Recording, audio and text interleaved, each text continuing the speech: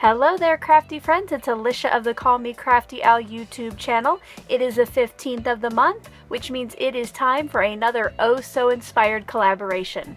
I hope that you'll stick around, find out what we were inspired by this month, and see what I made.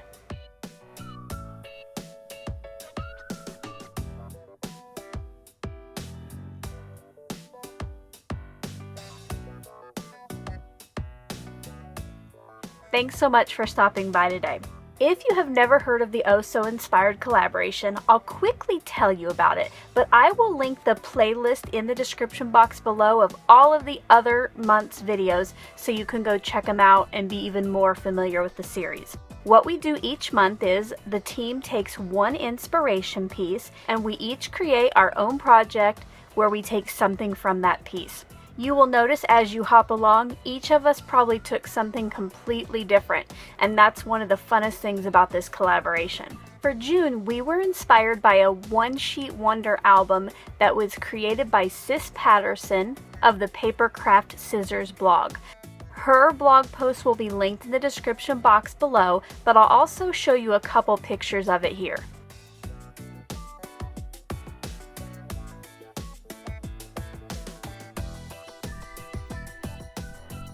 Now, she made a little mini album out of it. I don't necessarily need one of those, so I wanted to make something that I could use and not just have it sit around. So what I wanted to do is, if you look at that left hand pocket, it has the flaps that go up and down, and in the bottom was tucked a little tag. That kind of reminded me of a gift card. So what I'm going to do today is create a quick and easy gift card holder using the products that you see in front of me. But before we get started, I do want to remind you that once you're done with my video, all of the other collaborators are linked in the description box below. I hope you'll go, see what each of them made, leave them some love, leave them a nice comment. I think you'll be very inspired by the hop. So before I get into the project, I thought I would share with you some of the products and tools that I will be using today. For my pattern paper, I actually pulled out this Paige Evans Turn the Page Project Life Kit. I have a ton of Project Life kits that are just sitting in the closet, so I want to get these out and start using them. And one thing that they will be good for is pattern paper. They have the 4x6 cards and many of them are just solid patterns. Out of this kit, I chose these, 5 cards. I have 4 butterfly 4x6s, and then I picked out this one. And then for my 3x4s, I grabbed these 2 cards. I will be doing a little bit of stamping today, so I pulled out a vintage paper tray ink set. This is the Happy Trails set, and it has just lots of cute kind of hand-drawn images and some great sentiments. I'll try to find that and link that below if you want to go check it out and see it up close. I will be using the sentiment that says, "You color my world," and then a little pencil image that I'll kind of be using like a colored pencil. For my inks, I have chosen 4 different fresh ink pigment pads that I thought went well with the Project Life cards.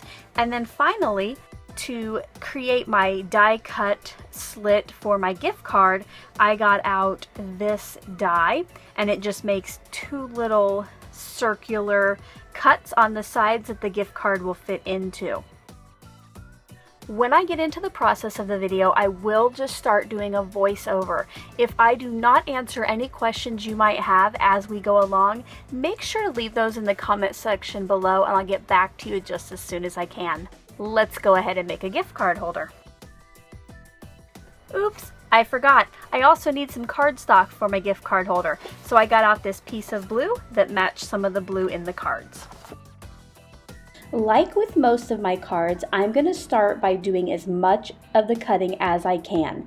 I cut this blue piece of cardstock to 5.5 inches wide by 10 inches tall. Next thing, I got out the 4 butterfly cards. I cut 2 of them to 5.25 inches wide by 2 3/4 inches tall, and the last 2 I cut to 5.25 wide by 2.5 inches tall. The last card I cut to 5.25 inches wide and then left the height at 4 inches. For the 3x4 card that I will put inside for my personalized message, I cut that to 2.5 inches tall and left the 4 inches alone. This final 3x4 card will be the focal piece on the outside of this card. I cut that down to 2.5 inches tall by 2.25 inches wide. To help with the folding later, because this cardstock was pretty thick, I got out my scoring board and I scored at 3 inches and 7.25 inches. If you don't have a scoreboard, no problem. Just mark on your card where the 3 and the 7.25 inch lines would be and just fold that by hand. Once I had the card folded, I thought that it could use some rounded corners. So I got out my corner chomper and used the 1/4 inch side on the bottom of the top flaps and the top of the bottom flaps. Then I went ahead and rounded the appropriate corners on my butterfly pieces.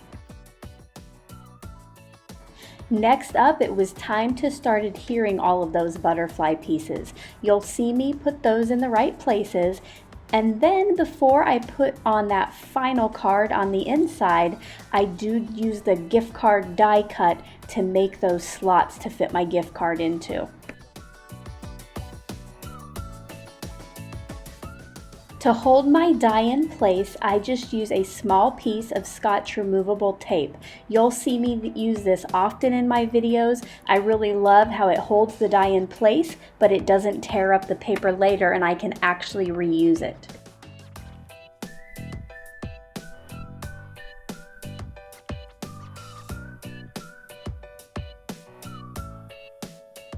Once that was die cut, it was time to go ahead and adhere that piece to the inside of my card. Once I placed my personalized message card on that bottom flap, I realized that it needed to stand out a little bit from the background. So what I'm going to do is cut a small border or a small mat around each of the smaller cards. You'll notice that I rounded one of the corners, and it turns out on the one that goes on the front I didn't need to, but you know what? No big deal. Like my mom always said, it's a craft. It doesn't have to be perfect.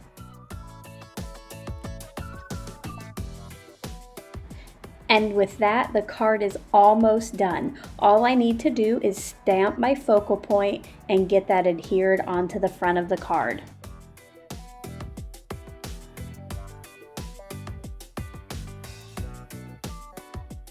What I'm going to do is stamp the pencil in each of the 4 ink colors that are showing on the right. You'll notice that I don't clean the stamp in between each color. I just stamp it off as much as I can. This saves time, and really it didn't end up affecting the colors on the focal point in the end. Earlier, I did forget to share the ink I would be using for my sentiment.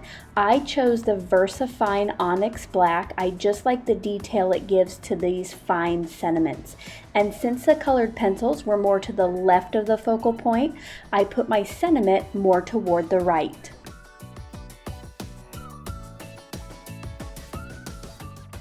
Now that that was stamped, it's time to finish the card. What I did is I put a few strips of adhesive at the bottom of the focal point piece. That way it was adhered at the bottom and helped keep that top flap closed.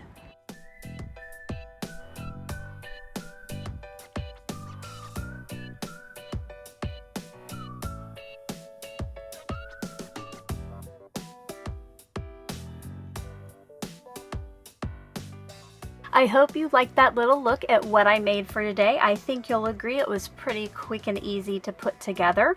Don't forget to visit all of the collaborators below, and until the next video, I hope you're having a crafty day. Bye-bye.